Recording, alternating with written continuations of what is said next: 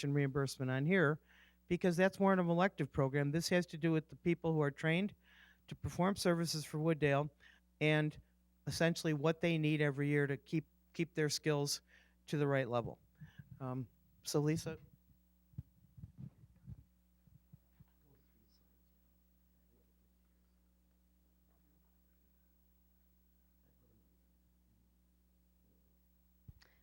Okay, thank you. I just want to talk a little bit about the level of education of our employees. 100% of our employees are high school graduates. 14% have an associate's degree.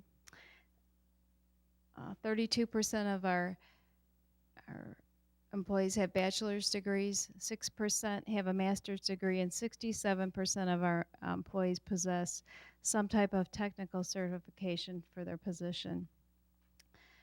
Currently, 12% of our employees are pursuing degrees. Our city currently offers the $2,000 reimbursement per year for tuition. And I also want to recognize that there are 5 current police employees that are pursuing degrees from Benedictine University as part of a federal first responder grant from Benedictine. And this is, this is totally paid for. So that's, I believe Craig Celia has just graduated, and there's 4 more that are going to graduate very soon. And I just wanted to talk about, city really encourages professional development, higher learning, and we want to encourage our employees to, take advantage of this. Um, it's a great thing. I went back to school, I got my degree, and the city helped me, and it has really helped me. So, um,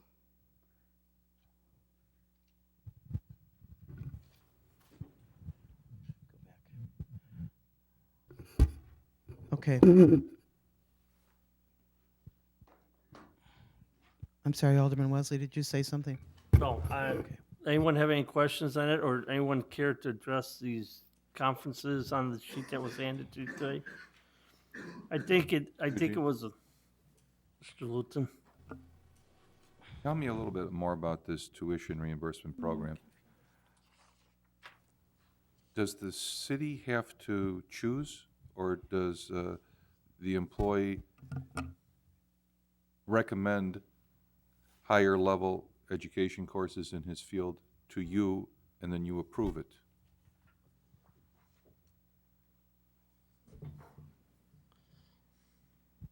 They have to be approved by the supervisor, and they have to be related to their specific job function to the city. Is this only full-time employees? yes.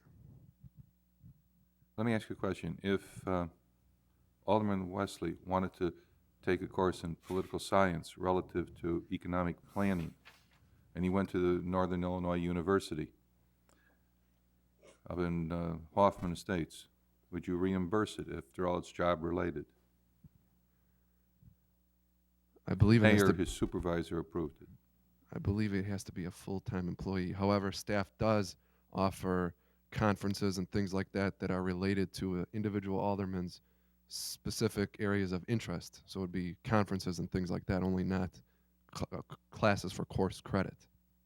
Aren't aldermen considered full-time, even though you don't pay his full-time No. rate? No?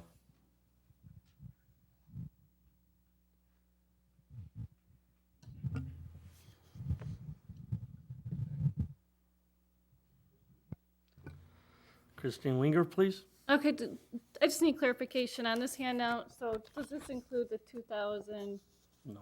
per year? Or this is No. purely conferences and other certification stuff? In the Central Services Okay. Department, and it's labeled tuition reimbursement. And you'll see the 6 individuals listed who are currently participating. Okay, Okay? This is education and training and/or conference expenses that we were specifically asked to delineate by Alderman Wesley. Okay?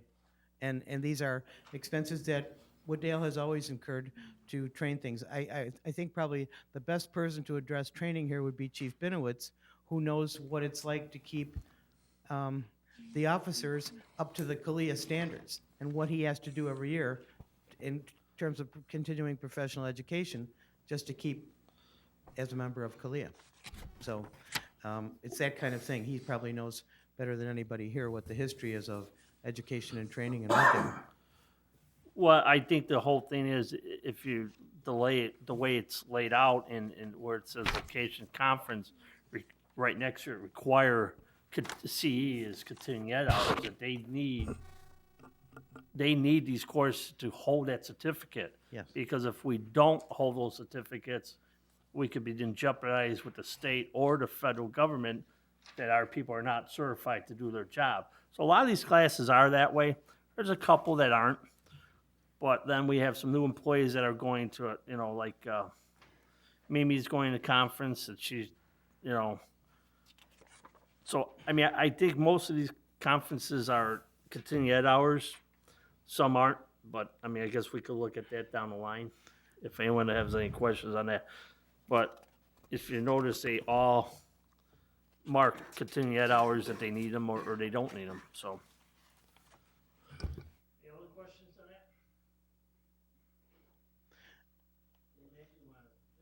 that? Okay. Legal expenses. I mentioned that to you earlier. They're up by 58%. Part of that is due to the actual hourly increase in the fee, but it's also due to additional legal services being needed. And when I say try to reduce it by 50,000, I'm not sure that that can be done, but it would be nice if we could sit down with the city attorney and ask what things the staff could do that the attorney is currently doing that could be done in-house, and maybe pare this down a little bit. Because if I go back to the year 2006, the city was at 209,000. 2007, 214,000. We think this year that we're currently in, we're going to be at 298, and now we're going up to 364. That's a big jump in legal expenses. And it seems high, and it's not entirely explained by the fee increase. So the attorney's not here this evening, but something I wanted to call the council's attention to so that these discussions can take place. We've got 72,000 in here just for labor, and I don't know whether that's enough or way too much. Jeff probably can talk a little bit about the assumptions he used when he put the budget together, but it's really big. It's really, really big. Yeah, as Maggie stated, the increase is not totally the rise in fees, but it's numerous factors. Some of the strategies to cut that back are for possibly going out for a specialized labor attorney. That's one way we might be able to cut costs. Another way we can cut costs, as Ms. Powers had stated, is having staff do some of the more, the easier items instead of always forwarding everything onto the attorney. That could cut some costs. Those are two major things right there. So. Oh, wow, got a lot of questions on it. Mr. Nuzio?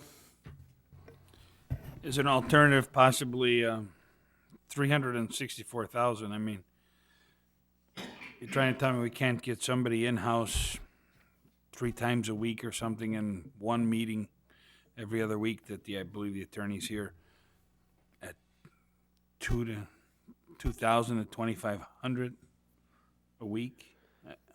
That decision is strictly in your hands. So if we wanted to do that, we could do that. Well, how do we go about looking into that? What can you wait until I ask, see what the other, Okay. Well, staff can look into some of the costs, and we can do some comparisons and get back to you. But that's a council decision. okay. Yeah, we do have a legal survey with how municipalities deal with their attorneys, if it's in-house or professional services, and their rates. We do have some of that information already. You can bring that up. Mr. Knight? Some time ago, we decided that we were going to do in-house prosecutions, I don't know, DUIs or something like that. Has that generated any revenue towards our legal situation, or? Last year, we had 187 DUIs. Out of that 170 DUIs that started in January of 2007, so this is not fiscal year, it's calendar year, a little bit over 50%, about 90%, about 90 of those have been disposed of already with one-time appearance by the police officer. We'll start seeing those fees because you have to wait till the supervision is satisfied to start getting the money back. So we'll probably start seeing the money for that sometime after March or April of this year, and then we'll start beginning that to trickle back through that. Right now, what the big thing is that we still have DUI cases from 2004, 2005, and 2006 that are languishing with the state's attorney's office, and those are causing multiple appearances by our officers. For the most part, the DUI prosecution that started in 2007, the cases are rapidly going through the system, but we have to wait for the terms of the supervision because these are all first-time offenders.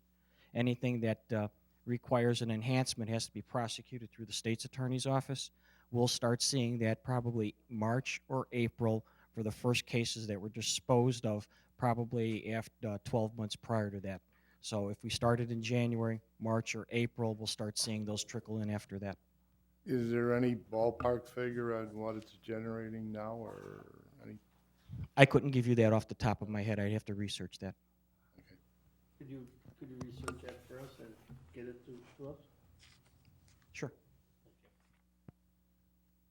Christine Winger? Alderman, please, I know you asked, can we look at possibly looking in-house for an attorney, but before we ask staff to do that research, and can we at least look at where we're spending the most money with our current city attorney, and then see what we can do to maybe pare that down? Because we get the bills and we can parse it out and see where we're spending most of our, our money. Mr. Nuzio? Actually, when you guys just brought up the prosecution, Maggie, so the increase you're giving us is for everything, the prosecution for the DUIs, and it's not just for Pat to sit here at the meetings and No, and it's when all. we call him, this is a bunch This of is other. all legal. It's legal it's not general, just- legal litigation, legal prosecution, and legal labor. If you go to that legal tab in your book, you'll see that Well, those 4 that's- lines, and you can see how they've increased. That's where I'm at right now, actually. Alderman Wesley was at the page, and I'm like, so I was under the assumption it was all Pat, Attorney No, Bond. there's a but it's prosecutor not. that we pay, Okay. and That's why I was, and there may be I a, was just, a the different number labor you attorney. gave me, I thought was just the attorney, the city attorney, No, legal, and not legal. everybody else. Okay. Mr. Luton? At the IML meeting that we went to last year, we had those conferences that we went to, and one of them involved the cost of attorney's fees. And it was pointed out that attorneys' fees include the cost of their secretarial work in determining the cost of billings, and that the actual amount of the billings on any given attorney or group of attorneys is approximately 10% of their total overall bill. So if you have a bill for $298,000, let's say from attorney group, it's likely that $30,000 of that bill is their billing fees that they're putting into it to cover their secretary, their computer software, all their gobbledygook that makes up what they're charging to get the right price. So the recommendation is to negotiate a flat fee for the year with the attorney so that they can take out those charges.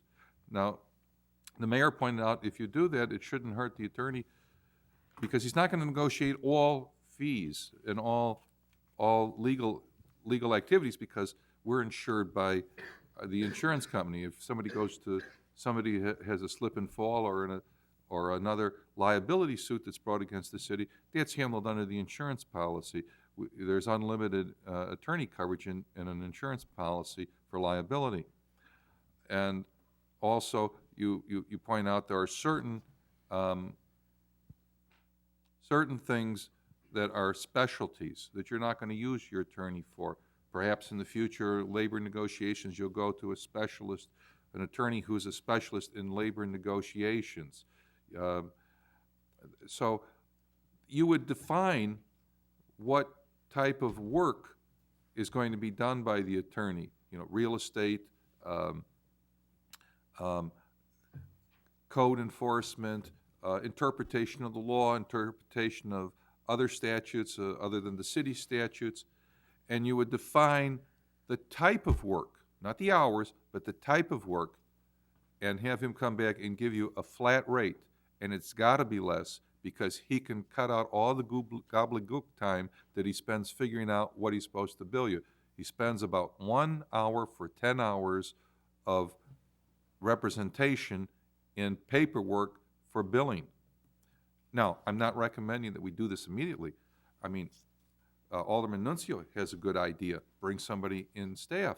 What I think is that all the ideas that we can generate should be given to staff to determine financially which way we can go or combination of ways we can go instead of, and then come back to us with an economic determination of the effect of all of that. And with that said, I'm going to close my mic.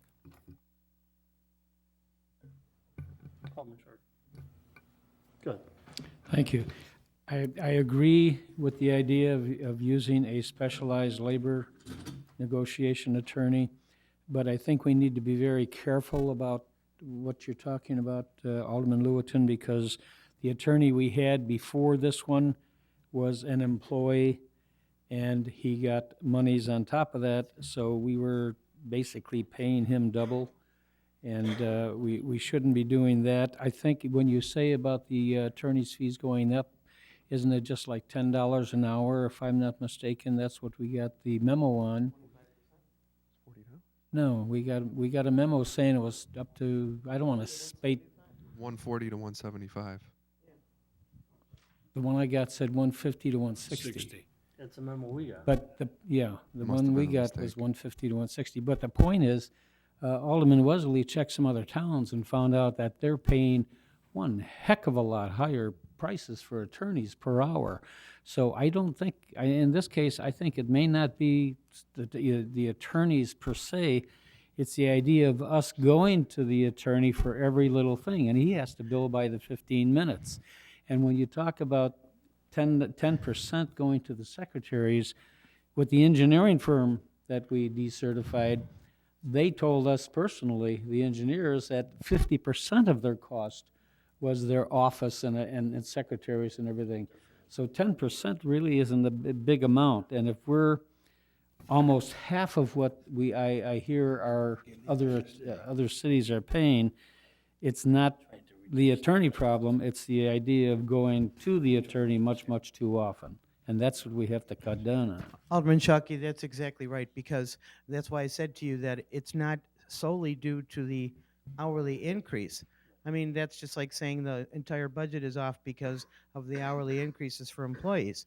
All kinds of things creeping up. But because this is somewhat controllable by every single person, every department head, every council member, having knowledge of it maybe will help shape this a little bit so that the attorney isn't the first person everybody picks up the phone to call. Because as you say, every time he or she picks up the phone, they're charging a tenth of an hour or 2/10 of an hour. You've interrupted other work that they're doing.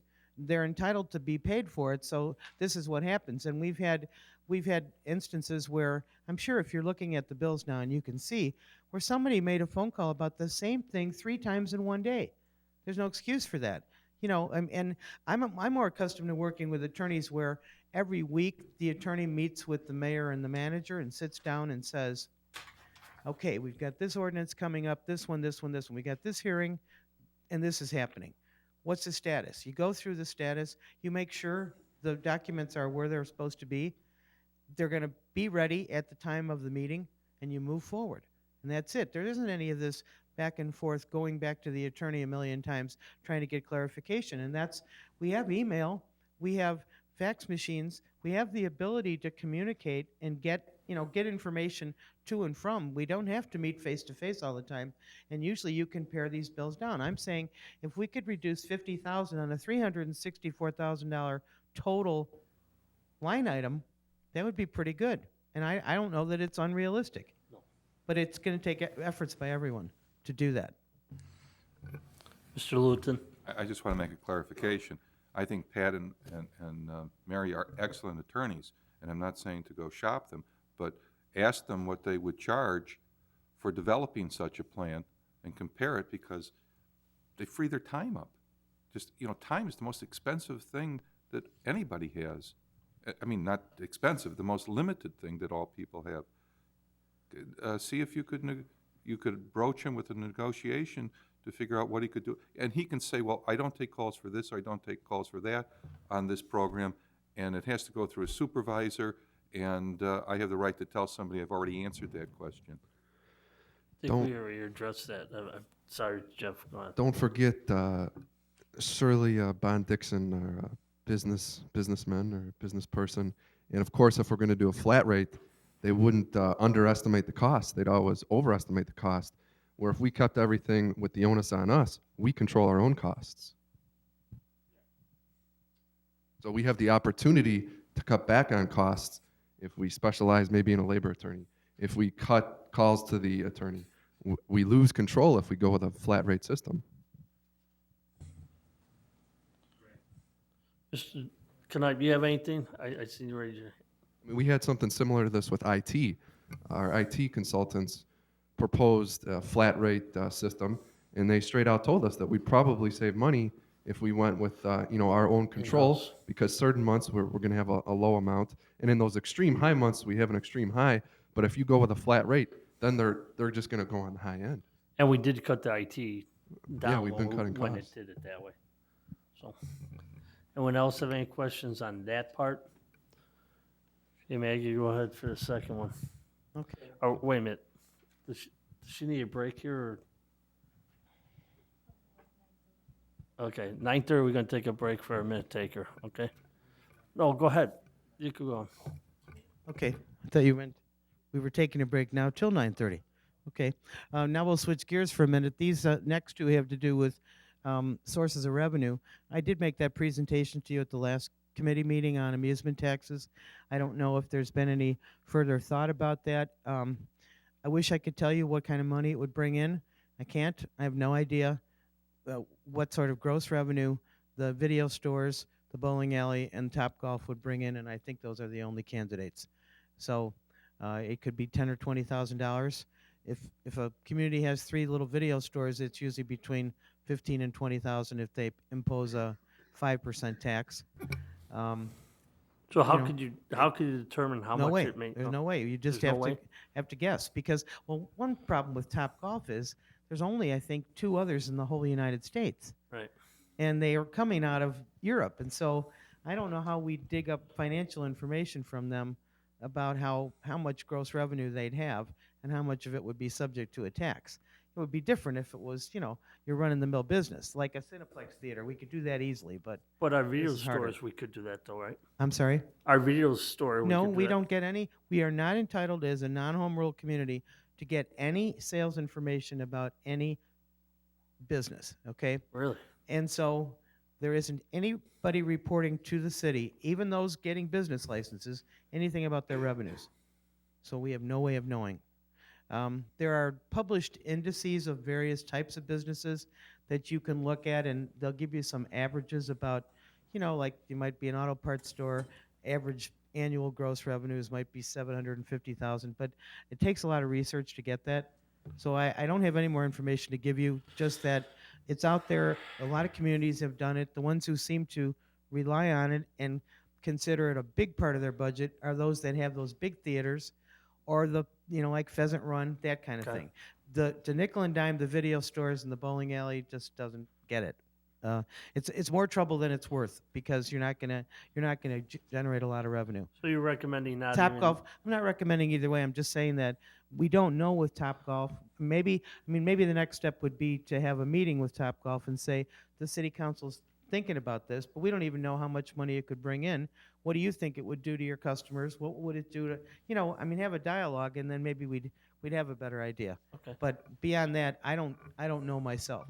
Alderman Wesley, you brought up the transfer stamps, and you said you wondered how Franklin Park was getting away with doing real estate transfer taxes when they're not home rule. Well, they're not home rule, and they don't have a transfer tax.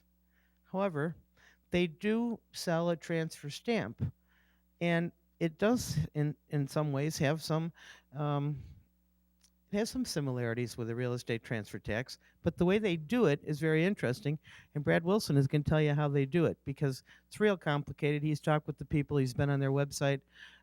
Might be willing to look into it, but first we have to ask the big question: is it legal in DuPage? Because Franklin Park's in Cook. We don't know if you could do it in DuPage, but I'm going to turn this over to him because he's got quite a bit of information. You'll find it interesting. I only brought it to you because someone else is doing it. Thank you, Maggie. Yeah, it's kind of a two-tiered system. One is a flat stamp amount that they charge for every closing. And it is a flat amount because if it was a sliding scale, it would become a tax, which is illegal for non-home rule communities. The other component of it is an inspection fee based upon anytime title changes, they mandate an inspection, along with your run-of-the-mill fence, home addition, things of that nature. The fee schedule that they impose for these title changing home inspections is over 8 pages long. It breaks it down to the number of heads in irrigation systems, breaks down to the number of circuit breakers, the size of circuit breakers, and in most cases there is a flat cost of, say, $50 for an air conditioning unit, and then 1.5% of the cost to replace the air conditioning unit. Or in the cases of larger commercial buildings, irrigation systems over 100 heads, then they break it down by zones and the number of heads within each zone, and that's a different fee structure based upon the perceived pumping capacity to those zones to irrigate the land and things of that nature. So it's a pretty unwieldy fee schedule to work through. And the questions that we had internally, aside from the fact is if we could even impose something like this in DuPage, is what sort of staff time would be involved to go and do this, which would fall to Mr. Noak's department, and then what sort of revenues that would generate if we have the staff. They also do final meter inspections at this time, so you would have to cross-train the regular home inspectors to do meter inspections for cross connections, illegal connections, seals, things of that nature on the meters themselves. So it's a pretty unwieldy thing. Not saying we couldn't look into it, but it gets pretty convoluted at times. I'm sorry if I rambled through that pretty quick, but it just kind of keeps going on itself. Thanks, Brad.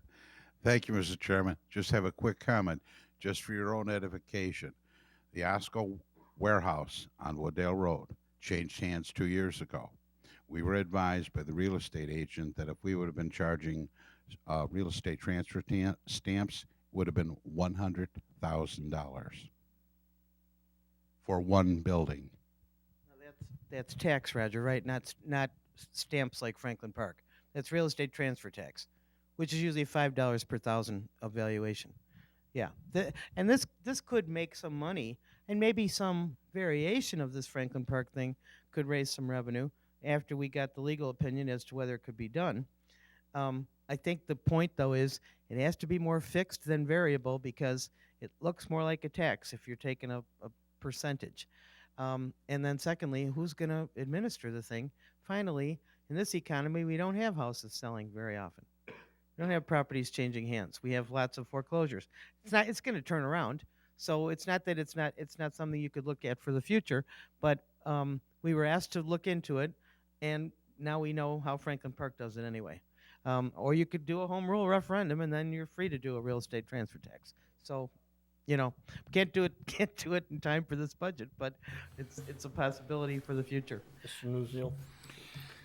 Actually, today we met with Gary, talking about the treatment plant and water inflow and where we're losing water, and some houses maybe have their storm drains connected to their sanitary sewers. And it was brought up that maybe, you know, upon selling of a home, that the city go in and make sure that the house is up to spec. That might be an inspection fee where some, you know, we might find some of these things that have been done illegally and catch some of these problems. Maybe that's something we look at down the road along Yes. this. And that's certainly true as far as the water system and also all kinds of other irregularities that don't come to light because people haven't had a recent inspection for some other home addition or some improvement that they've put in. I suspect that was part of the reason why Franklin Park does it, because it brings up to snuff lots of properties. It's a way to raise revenue, but as Brad pointed out, you'd have to do some cross-training of employees so they'd have the necessary skills. It would be great to have water meters read, cross connections checked, all of that at one time, so that then a new customer account could be set up. There wouldn't be any time lag. It does have some value there, and part of this fee, of course, would pay for the person who has to perform that service. But with the little bit of time we had, we tried to get you the bare bones of how it's done, and I guess the next thing is to ask our attorney, is that allowed in DuPage County? And if so, is anybody in DuPage doing it? And how are they doing it? Well, I think the whole point is, if you don't mind me, obviously, we won't be able to launch this before this budget's passed. I think this is a future item we could look at down the line. Meanwhile, we could get the opinion, and I would put this on a back burner right now because obviously it won't be able to affect this budget, so. But it's something that we should look at down the line. Okay?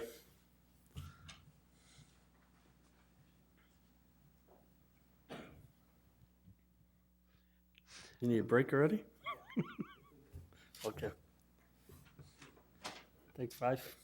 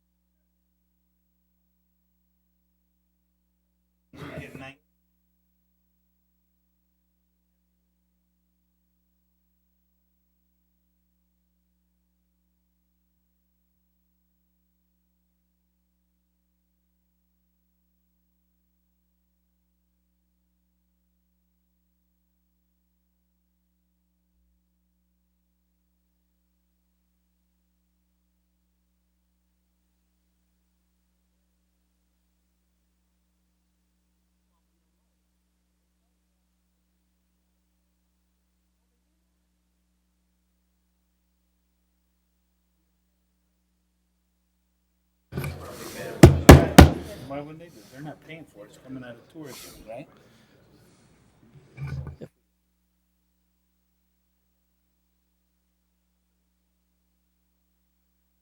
So they don't cost them nothing. Okay, I want to call the finance meeting back in order. Let the minutes affect that Mr. Knipe had to leave the building due to a family emergency. Let's go back to, what we're going to do is we're going to finish this presentation. Then we're going to go back to the one page for we have some direction from council, which direction you want the finance committee to go and address these concerns or not to address them. So Maggie, go ahead and finish this, and then we'll go back to that one page. This next one is eliminate interns. Obviously, I had the wrong number. It's 20,000 instead of 8. But since the council hasn't decided yet about this whole intern program, I guess that one can be held off. Maybe that would be the price of one intern, 8,000. Pardon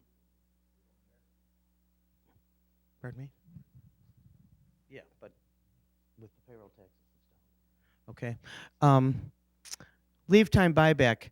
I think this was a mistake in the police department because they had $45,000 that we found the other day, but we already have a breakdown of the maximum on their leave time, and it's 32,000 at 100%, and we only buy them back at 50. So I just think that was an error in the budget. We'll fix that.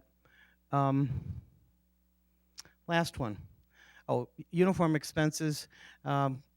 Assistant Chief Greg Vesta just told me that there's a contractual provision in the police department contract that says they can carry over $100 of uniform expense from year to year. So if you took all the police officers, you're talking about around $5,000. So there may not be any ability to do that. And as I said earlier, the city doesn't use a quartermaster system. So, you know, you might be buying clothes for people when they really haven't worn out the ones that they had from the year before. But it's unfortunate if it's in the contract, not much you can do about it.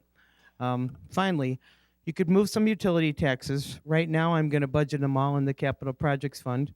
But 2 years ago, the city did this, put some utility taxes in the general fund in order to help the general fund out. The only drawback to that is we just talked about how few revenues are out there for Wooddale to consider, new revenues.